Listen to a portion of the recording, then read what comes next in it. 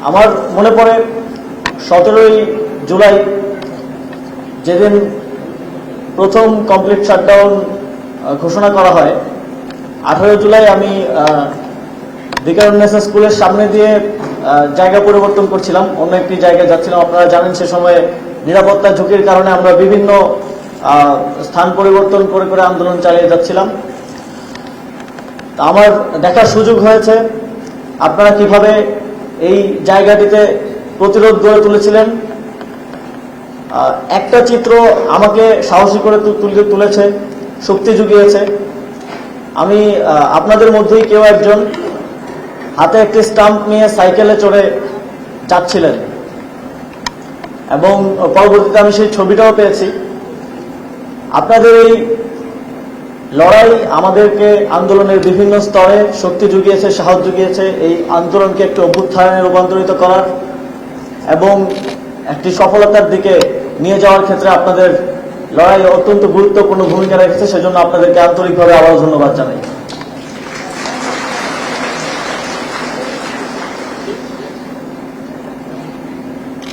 জুলাই গণ অভ্যুত্থানের মাধ্যমে বাংলাদেশের এই নতুন প্রজন্ম প্রমাণ করে দিয়েছে আমরা রাজনীতি কিংবা দেশ বিমুখ নই।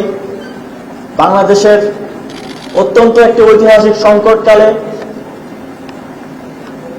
একটি রক্তক্ষয়ী লড়াইয়ের মাধ্যমে, রক্তক্ষয়ী অভ্যুত্থানের মাধ্যমে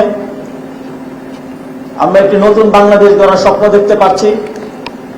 একই সাথে আমরা যেমন এই অভ্যুত্থানকে সফল করেছি, আপনারা যেমন এই অভ্যুত্থানকে সফল করেছেন, ঠিক তেমনি নতুন বাংলাদেশের যেই পুনর্গঠনের কার্যক্রম, যে সংস্কার কার্যক্রম, সেটিকে সফল করতে আমাদেরকে সমানভাবে গুরুত্বপূর্ণ অবদান রাখতে হবে, যেন আমরা আগামী দিনেও বলতে পারি, ইতিহাসে সাক্ষী হিসেবে একটি প্রজন্ম হয়ে থাকতে পারি, যে প্রজন্ম শুধু ফ্যাসিবাদী শক্তিকে ধ্বংস করার জন্য নয়, একটি দেশ পুনর্গঠনের গঠনমূলক শক্তি হিসেবেও আবির্ভূত হয়েছে।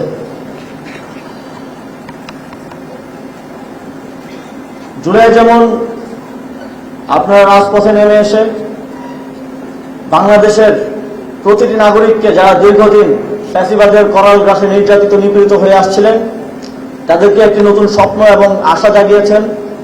তাদের সেই স্বপ্ন এবং আশা পূরণে আপনারা সামনের দিনগুলোতে আমাদের সাথে থাকবেন, এই প্রত্যাশা ব্যক্ত করছি।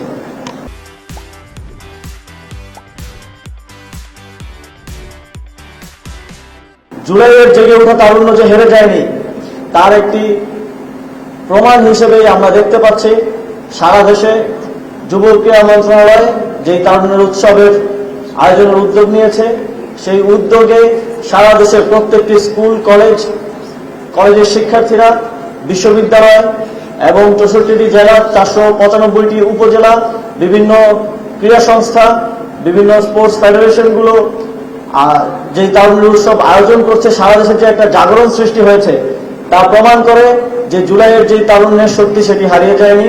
আমরা এখনো আছি, আমাদের গঠনমূলক বিভিন্ন ধরনের খেলাধুলা, সাংস্কৃতিক কার্যক্রমের মাধ্যমে আমরা হাজির আছি। সর্বোপরি আপনাদের আজকের আয়োজন আমি দেখেছি, আপনাদের প্যারেড এবং তৎপরবর্তী আপনাদের যে তারুণ্যের মেলা আমি পরিদর্শন করেছি। আপনাদের যেই অত্যন্ত সুন্দর উপস্থাপনা, পুরো স্কুল এবং কলেজকে আপনারা যেভাবে সাজিয়েছেন, সেটিও অত্যন্ত মনোমুগ্ধকর এবং আমি আশা করব আপনারা সামনের দিনগুলোতেও এভাবেই আপনাদের যেই ঐক্য সেটা দেখাবেন এবং সুন্দরভাবে আপনাদের ভবিষ্যৎ গড়ার জন্য এগিয়ে যাবেন।